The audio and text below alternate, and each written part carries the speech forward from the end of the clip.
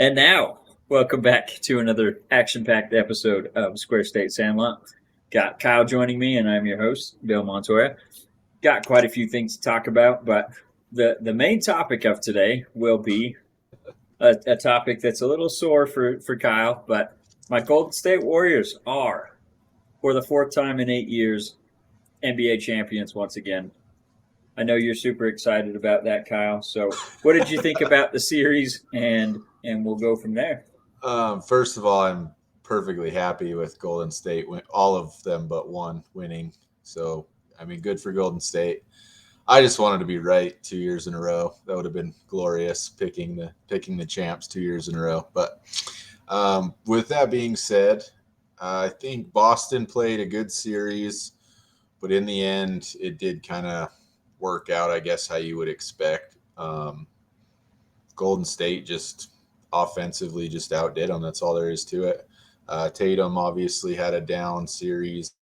At the end of the day, they just executed better, Yeah. which I mean, I guess is the case of any winning team. But yeah, all I can say is I'm happy for all of them, but Draymond Green, he can rot in hell. He's been quite boisterous since they've won, but that's all right. So I do have to say this. This is the reason I don't like him. You know I don't like loud players. It's not my style. Yeah.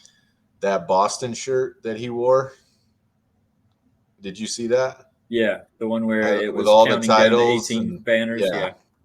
No, I don't Made like me it. laugh, I'm sure. especially since, in the greater Boston area, they were selling the shirts that said "F you, Draymond." So I'd buy one of those. I guess that's his way of getting back at him. I don't know, but it was it was at least an entertaining series. There wasn't a single game that was decided by less than 10 points. So obviously, either team that won in pretty convincing fashion. So I guess in terms of that, there weren't too many close games, but there obviously were some back and forth there, especially with Boston going up 2-1.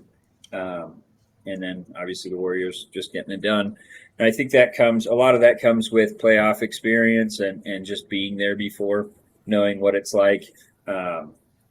Loved seeing it from the Warriors. And yeah, Tatum, I think he's going to be a superstar one day, and probably he's got soon. The tools. But as of right now, I mean, he definitely shrunk in that NBA Finals series. Definitely was not what we saw from him in all the other series. And a lot of that can be attributed to, the defense of the Golden State Warriors. They were ranked towards the top of the league the entire season. So they can play good defense. Obviously, Clay's not what he used to be, but man, I'm so excited for that guy after what he went through, not playing for, I think it was 940 games or 940 days almost between games. So love seeing it for him. And he definitely had himself a ball at the parade. I don't know if you saw any of that footage. Oh, yeah. That was Clay had himself a time. Though. I mean, I'm sure he's, riding a roller coaster of emotions through all this. Yeah. So, I mean, good for him. So, obviously, the title is fantastic. Love seeing it. But now it becomes the off season, and there's quite a few players that are coming up due for contracts. So, I guess I'm kind of worried. At least right now, they're set up for success now and success in the future with Moody and Kuminga. Obviously, those were their draft picks last season. Both of those guys are set to contribute more. But you have Wiggins that came up huge in the NBA Finals. He had multiple games with double-digit points and double-digit rebounds. Some people were wanting him taking MVP. And I'm not going to say they don't have an argument. I still think it was Steph, but yeah, Steph played very well. I think statistically he had the best series, but when you look at regular season compared to what they did in the NBA Finals, that's what you would expect from Clay versus what Wiggins did in the regular season and what he did in the finals. He definitely played above that. So he had, and I mean, without him, I don't think they win this series because of his defense. And obviously, we talked about the rebounding. And then when they needed buckets, he was hitting those big threes or cutting to the basket, picking up fouls on the other team, and just forcing the issue, really. So love him. I hope they can keep him around. I think he's going to command a max contract after how he did in that NBA Finals. Well, I know how to solve all this for you. Well, I know what you're going to say. What does he And have? A year or two left on his contract? I don't know. I mean, they could definitely trade him. Other teams would want him for sure. And Yeah, we're alluding to Draymond Green. He's got one of those large contracts, and I know I'm he's real subtle, but probably past his prime at least. I mean, because he's still a great contributor on the defensive end, still how old good is on he? Like offense. 32, 33? I don't Yeah, remember how old he is. probably. Somewhere like that. Let me look it up real quick. Draymond Green. He's born in 1990. There you So go. what's that? 32. 33 soon enough. Yeah. Send him to the All right. Lakers. Sorry. They'd take him. I'm sure they I would. know But they would, and you'd probably get something for him. So and that's do the it. thing. They've got Looney, that was an absolute stud in the playoffs. Played great defense, rebounded the hell out of the basketball. I feel like they have to bring him back because there's so much unknown with James Wiseman. They don't have a center other than Looney, a true center. So I feel like they have to bring him back, and maybe they swing a trade where they get rid of Wiseman, as much as that would be kind of wasting that draft pick. But and then you have Wiggins, like I said, and then Jordan Poole as well. So it's a lot of contracts, a lot of money that has to go out, and they're already above the luxury tax. So anything that they're doing, it's going to cost them some money. So I don't know what they do. I really don't. I think even Steve Kerr's up on the last year of his deal as well, so they'll probably have to extend him. Not that coaches play into the salary cap, but more expenses there. So I And just think, I was just gonna say, speaking of Kerr, I mean, you can't go through talking about them without pointing out what a career that guy, between oh playing yeah, and coaching, as just assistant coaching and then obviously head coaching. Like yeah. you can't not be happy for him. He's such a good dude. He And played I fell for in. Lute Olson at Arizona, which was one of the best all-time college basketball coaches. Yep. Then he played for um, Phil Jackson, probably the greatest basketball coach of all time. And then he And played was for on. Greg Popovich in San Yep. Antonio.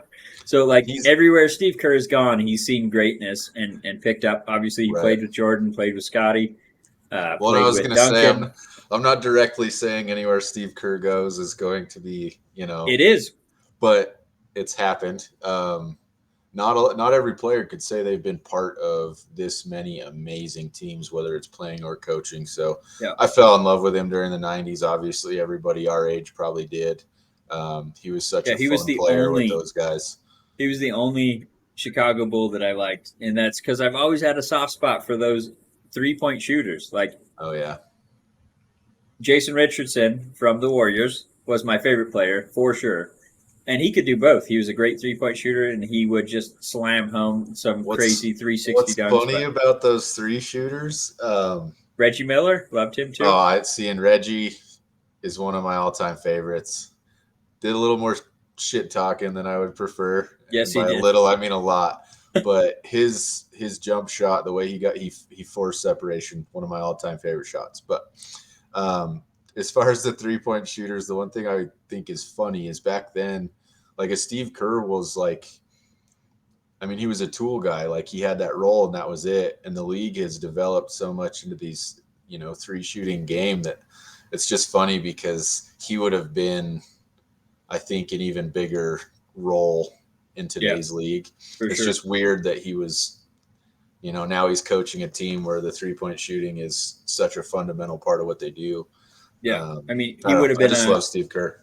he would have been a Kyle Korver kind of guy that could play There we till go. he's That's a good example. 36, something like that, just dropping threes from wherever. But yeah, no, Steve Kerr, I think he's up to 9 total NBA titles that he's been a part of. Unreal, man. And I think that was 4th all time. Obviously, I think Bill Russell won 13 Yeah. just as a player, so he's a few championships ahead of him. But I'm hoping by the time he's done He's got coaching, time. he's right up there. I'm championship starved, other than the Warriors. I mean, I've got the Raiders. They haven't they haven't had a championship since. Oh man, you're in here twice. I was There we wondering go. what just happened. Well, some That was technical weird. difficulties. Yeah, but anyway, no, I just love seeing the Warriors succeed because up until 2015, they were just abysmal. They had a couple years in there that were good. Not many. 1974 was their last previous championship. So everyone that says, all Warriors fans are bandwagon fans, not me. I've been here the whole time. One of my favorite memories as a Warriors fan was the "We Believe" Warriors back in, I think it was 2008, when they knocked off the Dallas Mavericks. No one Well, even thought. that whole bandwagon term has lost a lot of weight with me because I mean, when you have a player like Steph, there's so many fans of Steph in that watch Yep. basketball. That doesn't make you a bandwagon fan. You can still go for them, and like I've leaned way more towards following players now than teams. I grew up a Magic fan, but that team was dismantled so fast that I got out of basketball at a pretty young age. So Yeah. I don't know. I don't even really get mad at bandwagon fans because I don't even think it's an insult, really. If you watch somebody like Steph Curry and you enjoy it that much, you can be a fan. I mean, Yeah. till they're signing your checks, who cares? For sure. And that's the thing. Like we've talked about it several times before. I don't mind when people jump on my team's bandwagon, so to speak, because all that Yeah. does is generate profits and allows them to put more money into the payroll. Ain't nobody buying A's merchandise or anything right now. So, Look at what you're wearing. well, Um, to be fair, this hat is one of like 30 hats that I own that are A's hats, and I yeah, haven't purchased a new one in literally 6 years. So, probably a good thing. yeah, no, I'm not supporting that man Just kidding. until they sell the team or actually start putting money into the payroll. I'm not buying a damn thing from him. I love it. Before we dive into baseball, though, I have a new development with the NBA. Oh I think boy. I am finally going to start following a team. Has nothing to do with the team, to be clear. I just got done talking to Bill about this earlier today. It actually all started with a video. Um, I'm not even sure who Memphis was playing. Doesn't really matter. But Steven Adams, it shows back-to-back plays, and some dude, I don't know, some big giant of a man, shoots and knocks him down, takes him down, and while he's laying down, he throws the ball at him. Well, then it fast forwards to a later play. He does the same thing, and Steven Adams helps him up. He did it to him and then helped him up off the ground. So I was like, man, I kind of like this guy. Well, then I was just randomly looking at things today, and it turns out that he went to school at Pittsburgh. He played for Pitt. So now I'm going to follow this dude, see where that goes, Mountain of and a see if man. anybody else. I just, everything I've ever seen interview wise, you name it, he just seems like a pretty stand up, classy fella. So He I'm a does. I Steven like Adams Steven fan. Let's Adams. do it. I mean, I remember I him from the Oklahoma teams. Yep. I was gonna He was say fun to back watch. He then, had some good seasons. I still can't believe they blew that team up, man. They had Kevin Durant, Russell Westbrook, James Even not Harden, blowing it up though, how did they not Steven win more? Adams. Yeah. I I mean, mean, they dropped a 3-1 lead to the Warriors. So it's like my Magic all over again. That team was so stacked, and we really only made one run yeah. when I was a kid. So same difference. But all right, I'm I following want this you guy. to See what I want happens. you to go off since you have Oh my God. some fun news to share. I don't have as much, so let's have you Um. start off with your Pirates. Oh What's my going on God. with them? I don't even know where to start. The last 3 days, the last three games have been Probably Sawinski would be a good place. possibly. Oh, I'm going to start there. Um, it's possibly been the best 3 days of baseball I think I've personally ever had. Um, we were in a series with the Giants. They took the first two, I think, maybe even three. I can't remember how long the series was. But Father's Day, we're in San Francisco, and Jack Sawinski, somebody I'm already high on, he's been playing great for us since he came up. Um, but he ends up throwing or hitting three dingers out of the park, including the walk-off to win it 4-3 in the end. Turns out first time a rookie's ever hit three homers, including a walk-off. So, I mean, he's made history. But to do it, Father's Day in front of his dad, beating a team like the Giants, I was already on cloud nine. Like, I really like Jack Sawinski. I'm kind of a fanboy for him because my son's being born, expected to be born September. We've named him Jack, so I've kind of latched on to old Jack Sawinski here. I've already picked out my son's favorite player, so I'm super excited for him. You So it was don't know him, just but he's your favorite. right. Super exciting. But then we followed that up with two games, including the game tonight against the Cubs, which we hate the Cubs. So winning those two games is almost enough. But this crop of rookies that we have brought in, including the one and only O'Neal Cruz, finally bringing him up. I know a lot of fans wanted him up right after spring training. I mean, I don't get me wrong, I had my feelings about it, but I do think his time in the minors paid off as far as him developing a little more. With that being said, uh, O'Neal Cruz is a monster. Yeah. Within one game, he already came in and they were doing some crazy StatCast stats, but he's already the fastest base runner through a like 96 mile per hour ball to first base to get an out, which was Yep. a zinger. Hardest throw by an infielder, hardest bat off the ball, Yeah, like 112 or off the ball off the bat. bat. And then, Unreal. yeah, fastest And you can just base running. Insane. so basically you got Sawinski, you got O'Neal Cruz who's come in at shortstop and just been awesome. Roansy Contreras tonight pitched. He's our rookie pitcher. Pitched 5 great innings, gave up 1 home run. That was really the only bad moment.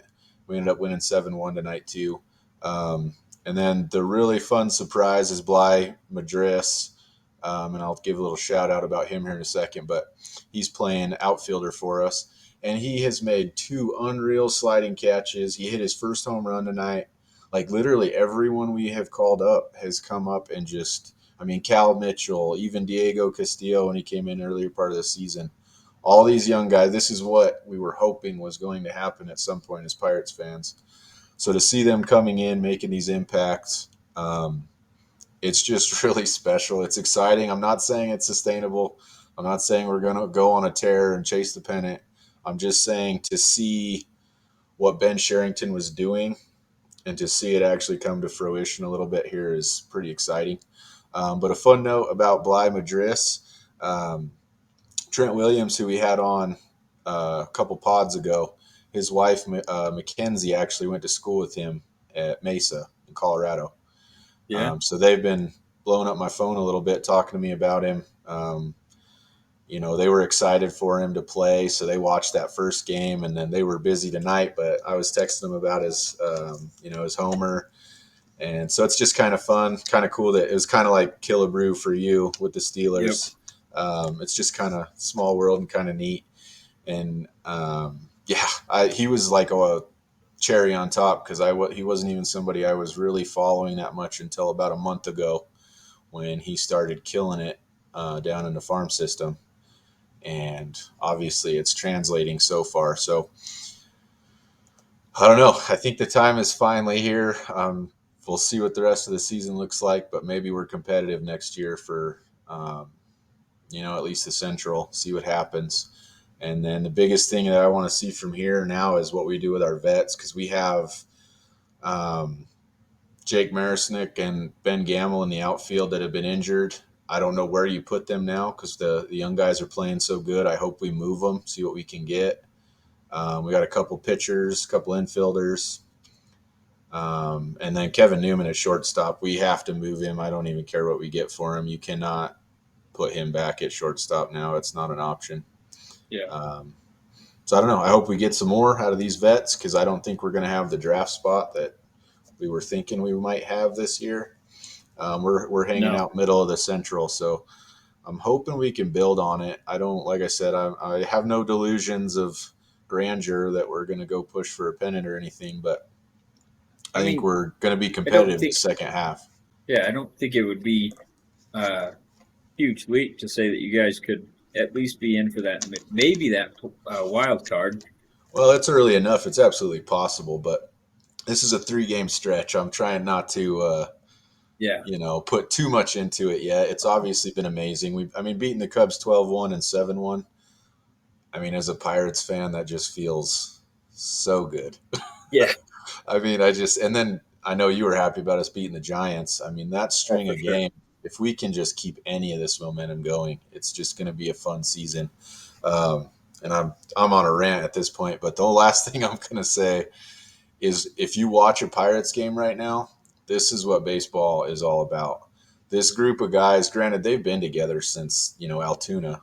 Um, they've been coming up each team as they work their way through the farm system. So these guys have been together for years, and you just see the excitement in the dugout. I think a lot of times it's professional sports, sometimes they can get into that. It's just a job mentality. I'm going to show up, do my thing, make my money. These guys are so excited they're more excited for their buddy hitting a homer than they are about themselves. And then the last thing is watching O'Neal Cruz on that almost triple that he hit, the Yep. grin on his face running those bases. That's what I'm excited about is all these kids are having fun. And if they're having fun, they're going to play well. No one Yeah. has fun playing a sport. You're going to play better when you're having a good time. So I'm done, man. I could talk all day. I'm so excited. I'm excited And for with you. that, let's go have a downer real quick. Bill, talk to us Yeah. about your Rays. No, I think there is some positives coming forward, at least. I mean, obviously the record's nowhere near where I thought it was going to be. Um, Pitching has been pretty subpar, but we did make a move this morning, calling up Nick Allen. I don't know why they ever sent him down to begin with. He was playing pretty well, probably Sure. just to get him more playing time because he's a true shortstop, and obviously we have Elvis Andrews there at shortstop, and until we can offload him, I mean, there's not really anywhere else we can put him. So I guess I understand it for that regard, but I also want to see Nick Allen play, even if it's at second base, third base. What just getting him in there and getting him some playing time. Um, the downside to that is they did send down Luis Barrera, one of our top prospects. He was playing pretty well, especially on defense. He was only hitting like 250, but I mean, that's up towards the top of I was our gonna say this season offensive that's performers. that's So actually pretty decent. yeah, no, he hasn't had. He's been coming up with some big hits. So I was sad to see him go down. But I think the reason why they sent him down is because Steven Piscotty was just played in a rehab assignment in Las Vegas, and I think he'll be coming back soon. So I don't know who they're going to send down, but if I were to guess, I would say probably Christian Pache. He has been playing very well on defense, but I think he's still batting less than 180, and you just can't have that in a major league lineup. I get why they've given him such a long leash because he's their top prospect that they got from the Matt Olson trade. So you have to put him out there and give him a chance to succeed. You can't just pull the rug out from underneath him. But at the same time, if he's just going up there and not learning anything, not making any adjustments, I mean, at some point you got to start to do that. So if you're not seeing any success, then I guess they're thinking maybe send him down, get him some confidence, and then we'll bring him back up and see what he can do towards the end of the season. The reason why I think he won't be down long if they do send him down is because Ramon Laureano is rumored to be drawing some interest from trade partners. So I don't think he'll be with the team much longer, which is very disappointing. But I mean, I think we all saw it coming once they started trading major pieces. Laureano hasn't been playing super well this season so far, so that's going to drive down his trade value a little bit, especially coming off that suspension. But I think he's got enough value that some team is going to pay him a good chunk of money, and I know it's not going to be us, so may as well get something back for him rather than letting him just walk. Uh, and then Paul B, he's been pitching very well. In fact, I think he's top three in the AL for pitching stats. So he's doing great. I think he'll probably be our lone all-star representative when it comes to that time, and I don't think he'll be with us much after that because he's drawing trade interest, as is Frankie Montas. So I think before too long, I mean, you're going to see a lot of the guys, the veterans that aren't playing well. I think you're going to see them either get traded or cut, and we'll start to see kind of what you're seeing with your team, and that's a Yeah. huge youth movement, and see what our guys can do, and that's kind of what I'm looking forward to because being as many games out as we are, we're not going to make that up. Well, yeah, So you I'd got to rather just see. salvage this season, get something out of it. I mean, even if it's just assessing. Yeah, I mean, we're firmly in last place in the division, 19 and a half games back of Houston for first place. So Yeah. not making those games up. And I mean, run differential, I think we're probably worst in the AL, if not close to. So not a good season by any measure. So, like I said, I'd like to just see what we have in the farm system, move on from some veterans, and start the rebuild if that's what we're actually going to do. So it sucks as a fan because obviously you want to see your team win. And when you have one of the richest owners in the league and he just won't put money into the roster, like it's really hard to support that team. But obviously, I bleed green and gold, so I'll always be an Ace fan. But That's my only concern is now that we've quote unquote turned the corner, I want to see what Bob Nutting does yeah, if you got to checks are start going to adding now. start getting written. So that's going to be the real test. We'll see where this goes, but fingers crossed. I don't know. Yeah, my hope is John Fisher gets Howard Terminal built, and then max realizes his max value and sells the team, cashes out. Then he gets his money, and then maybe we get an owner that is going to pay top dollar for the team. So I don't think he's going to put a garbage product on the field. So that's my hopes, but we can move I on from hope so, them. man. We will talk about the Yankees. They are on a pretty historic tear. Right now, they're on pace for 119 wins, which would be obviously a record. Actually, how many did the Seattle Mariners win back in, what was it, 2002? Uh, it was right around there, wasn't it? Yeah, I wanted to say it was 112, but maybe it was 120. Now I'm doubting myself here. Well, while you're looking that up, I gotta say, I mean, it hurts because it's the Yankees, anyways. But Garrett Cole and Clay Holmes have been pitching out of their minds. That hurts as a Pirates fan a little bit. But yeah, that team is stacked. I mean, you look at their lineup; it makes sense they're playing as well as they are. But they're even, I mean, they're even over exceeding expectations for sure. They're going to be a tough team to beat. I don't know why it's so hard to look up anything. Like I feel like the internet should make this easy. Most wins in MLB season. How hard is that?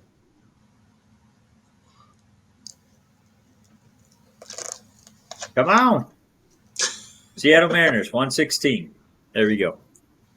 So yeah, that would exceed that record. So anyway, they're on pace for that. Obviously, I don't think they'll end up with 119 wins. They're on a pretty tepid pace, but you also have to factor in that they're playing, the Orioles and Rays aren't playing very well right now. Oh man, Rays are doing terrible. Yeah, Red Sox are streaking now, but they started off the season pretty rough too. I mean, honestly, the only team hotter than the Yankees right now would probably be the Braves, and that's, the Yankees are having a better season. Yeah. So anyway, figured to just shout out the Yankees, even though it pains me to do so. And then on the other side of New York, you've got the Mets coming away with some pretty good news. Max Scherzer is on a better progress pace than they thought he would be, and he is set to come back shortly. He just had a rehab outing, and they're thinking he'll be back maybe late this week or early next week. So that'll be a big boost for them, and obviously they're playing very well without him. So holding that division lead. Obviously, they got the Braves streaking right behind them and trying to catch up some ground, but they've still got a decent lead in that division. So getting Scherzer back is going to help any team, Huge. but when you're leading the division, I mean, that's only cherry on top there. So anything else MLB-wise you wanted to mention, or you want to move on to the big news from the NFL today? Might as well. It's a doozy. Your boy, Deshaun Watson. This makes me so sad. Yeah, Um, no. Take it away. Take it away. all right, so I mean, I guess to catch everyone up, if you haven't been following, long story short, they settled 20 out of his. They're saying 24. I thought it was up to 26. It Either was way, up 26. So I don't know if that's just because the last two weren't included in this original lawsuit. oh, They're maybe saying that's 20 and why. 24. I So think so. 20 cases have been settled outside of court. They're not going to release details on amount or, any details as to what was settled. Um, this it's just not a good look. For one, when you settle out of court like this, um, It's essentially admitting guilt. basically, or at least admitting that it was going to have something come to light that you don't want to come to light. Yeah. I'm not saying that just because you settle, you're guilty of the crime, because that's not the way our law system works, but it's not a good look. Um, I am curious what this is going to mean for the suspension, because I would like to see a hefty suspension, like we've talked about the Calvin Ridley situation and how that compares. And, it's apples to oranges, so you have to exceed his, you would think. Um, I don't know. I'm still following this pretty close, waiting to see how this ends up. Yeah. Um, No, and I don't want to say that it's admitting guilt, but at the same time, you're having them sign NDAs and you're paying yeah, them a certain yeah. amount You're of you're money to just go away. it's admitting that there's information out there you don't want Yeah. brought to the public. So whether you're guilty or not, I mean, you're Yeah, silencing them for a reason. So it's just, yeah, like you said, a bad look. And yeah. Tony Busby, the attorney for the other four ladies, well, technically he was for all of them, but the four that haven't settled has said that that the ladies are planning to take them to court at this point. So as long as they hold true to that, I mean, we Well, could get some more information, but at perhaps the they're end posturing and just trying to get more in that settlement. I don't know. at I the hope end of they the do go too day, far. at the end of the day, civil court is what it is too. I mean, none of it's going to matter as far, especially what we're talking about. I mean, settlements and things like that. But the ball is in the NFL's court now, Yep. because they're doing their separate probe, obviously their investigation. So I just hope the people in that room make the right decisions, whichever way it goes. I just hope that it is due And diligence, correct decision. I don't want to put words in your mouth, but you did say something to me off the air that you had I seen did. some rumors about possible length of time. Well, You want yeah, to share this that, is or absolutely. I mean, this is all just between social media and articles, but the number 60 games was thrown around. Granted, this was before the settlements. I don't know how if the amount of cases are going to affect length or however all that's going to work, but 60 games is a substantial suspension. yeah, And in my eyes, my moral code, if you will, that sounds more accurate to me than you know missing half a season or whatever may I would want, if any of this comes to light and is true and they their probe finds these things, I wanted a heavy hand. yeah, you you got to you send a have to make a message, statement, exactly, because this especially is with all this, like the yeah. domestic violence that they've made the rulings, and guys have missed 2, 3 games or four Hmm. games or whatever. I mean, they've been saying public opinion NFL has handled these cases very poorly over the years. Horribly. So I I mean, think you can go back to the Ray Ray Rice Rice, yeah, incident. no, there's I plenty. mean, it's been bad for years. Joe Mixon had one back in college. I mean, Yep. there's been plenty of cases. Jesus, this guy is just serving up batting practice. Oof, it's gonna be a long year to be an A's fan. But back to back home runs there. Ooh, Anyway, back to rough. Deshaun Watson. For what it's worth, I was watching just clips on Twitter today, and Pat McAfee show that he had on Ian Rappaport, and he essentially said he doesn't think that these settlements are going to affect the suspension one way or another. I know our initial thoughts on it were it was going to be a year, but we were hoping for two, so 60 games would be substantially more than that.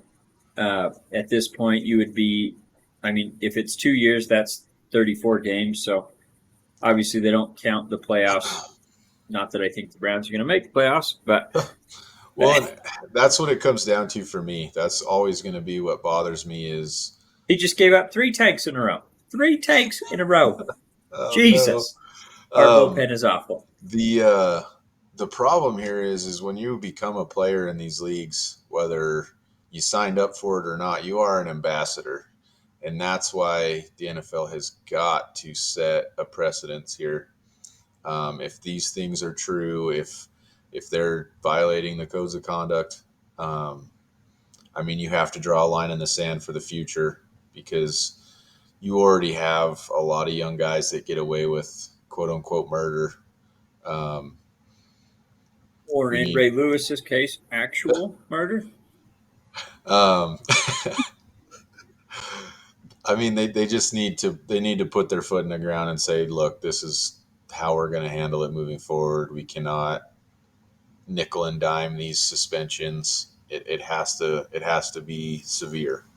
Yeah. So we'll see what happens. Don't let me down, NFL. No, and like we were discussing off air, anything shorter than essentially 34 games is a slap on the wrist because Yeah. the way that the Browns structured that contract, if he just misses the first season, he's missing one of the 220 or 230 million he was guaranteed. So Yeah. I feel like anything less than 2 years is going to not hurt him at all financially because he got paid all last year when he was sitting out for the Texans. So essentially, although he missed all those games, that was his choice. I think the NFL probably was putting I don't know, at least something in the Texans' ear saying probably don't play this guy, but he didn't want to be there. I don't think the Texans really wanted him there as a distraction. So No. I don't know. I mean, he's missed the season so far, but that's not going to count as game served since he got paid. So Well, and interesting. that's going to be the crazy development too. Is depending on how much time he misses, he's already missed a season. Yep. Imagine a 2 year suspension when I heard 3 years removed. Well, It, and it's tough for me because the Browns, if they didn't ask questions and sign him to that contract, they are oh, just as much at fault. you made that bed. You lay in it. But if they, let's say they actually did an investigation, didn't find anything, signed him to that contract, well, now they have essentially rights. I don't know if you say rights, but they have grounds to terminate that contract saying they didn't know all this stuff. But then it makes them look bad either way because they didn't look into it and gave, Yeah. whatever. Whatever. We'll, I we'll mean, move that's a off whole of that. other layer. Yeah, that's a Yeah. whole other layer after. Just something that came up. I don't know. But we'll move on. Other news and notes around the NFL. Gronk called it a career again. We'll see. I don't Yeah, believe we'll anyone we'll anymore. see. A lot of these guys don't want to sign contracts until Oh late yeah. summer so they can miss all the training camp and stuff. So I don't know if it's a tactic by Gronk to get out of OTAs and all the mandatory mini camps and all that fun stuff. And then he'll say, "Oh, you know what? I want to play." Maybe he does that. Maybe he really is done. I mean, he didn't look like the same player last year, No. but he was still very effective. So it's tough to say what Gronk's going to do. I think only he knows. And if he is done, he was a very exciting player for a very long time. One of the best. Definitely revolutionized the tight end position. And it still boggles my mind that people can't keep up with him because he looks so damn slow. I don't know if he really is slow, No. but he looks slow as hell on the He field. can't be. He's gotta be quick because they struggle so bad. But I'm with you. He looks like Frankenstein trying Yeah. to. I mean, it just I mean, he looks like he's he's running with bricks on his feet. it's. I compare it to like a moose. You see them run, and there's a discoordination that it looks like, but they're so fast. Yeah.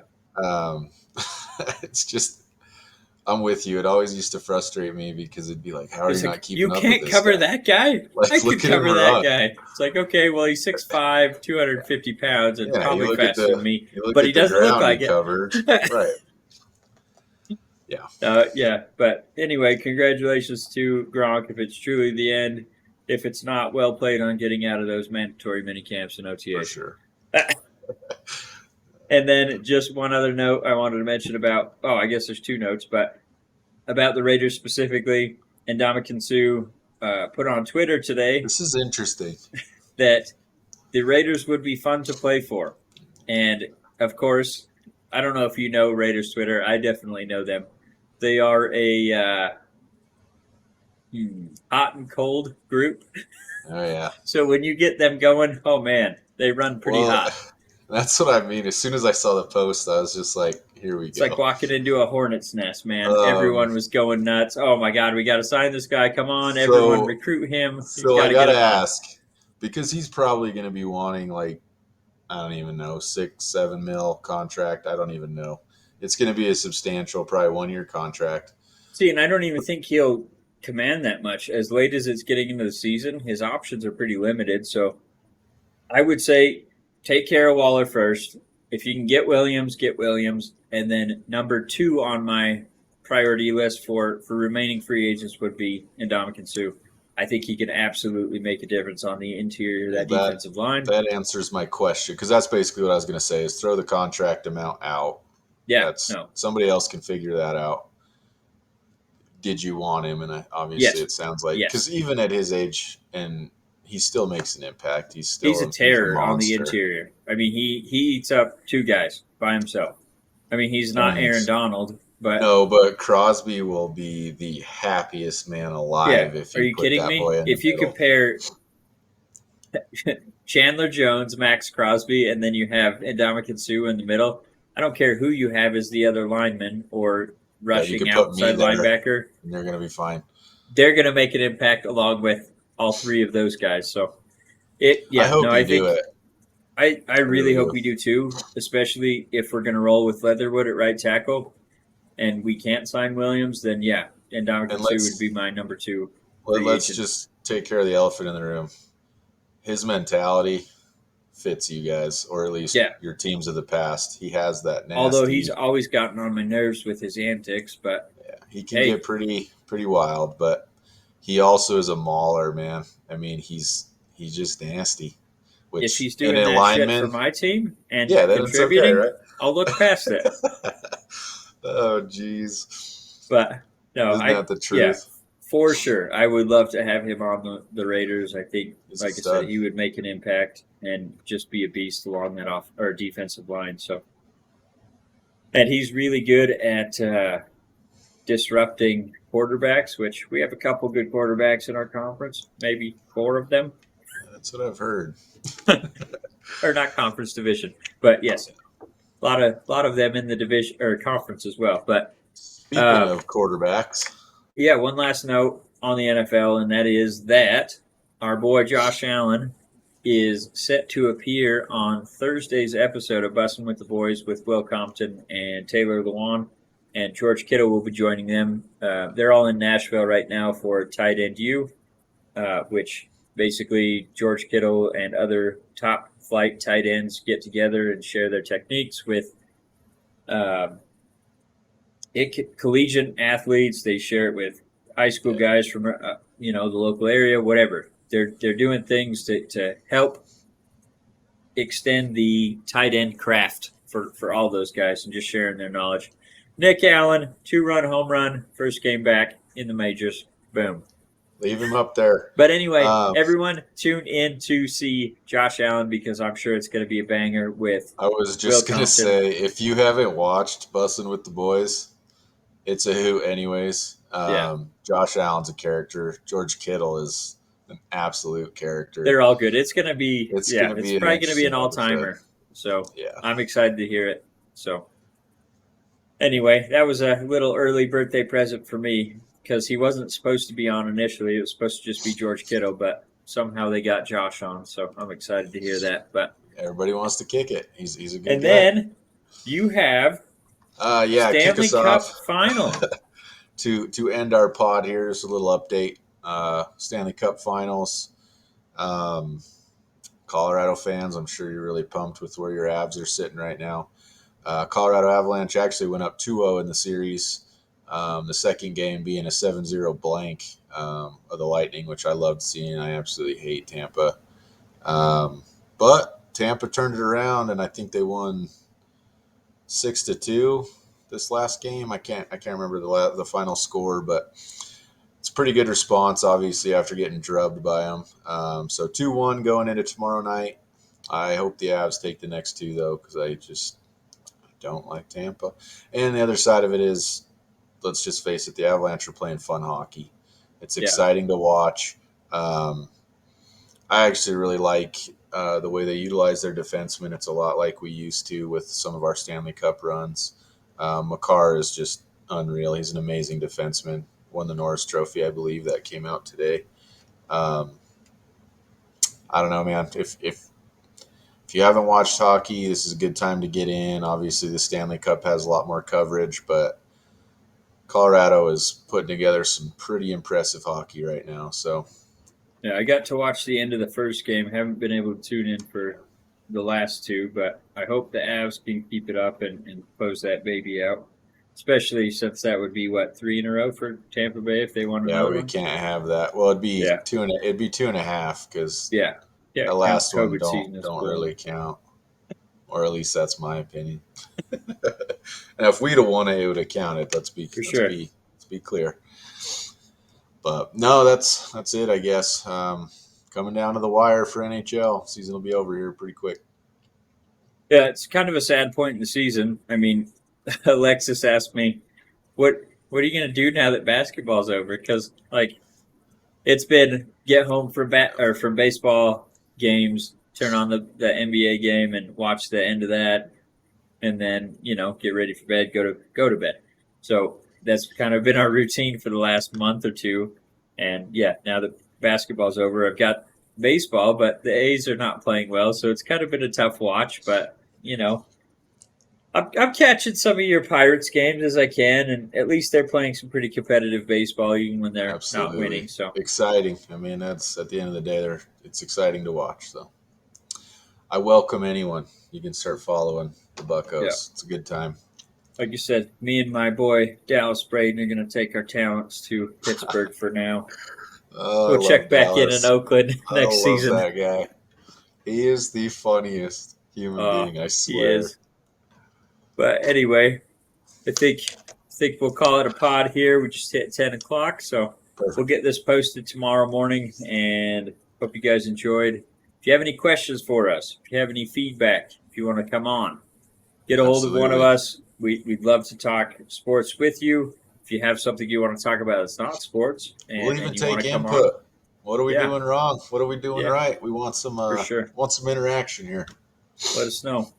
All of our socials are here at the bottom. If you don't watch the videos, you can get us at Square State Sandlot on Instagram and Twitter. Or I guess it's at SQ State Sandlot on Instagram and Twitter, and then Square State Sandlot Podcast on both YouTube and Facebook. So hit us up at one of those places, and we're always happy to hear from you. So thanks again for tuning in, and we will catch you on the next one.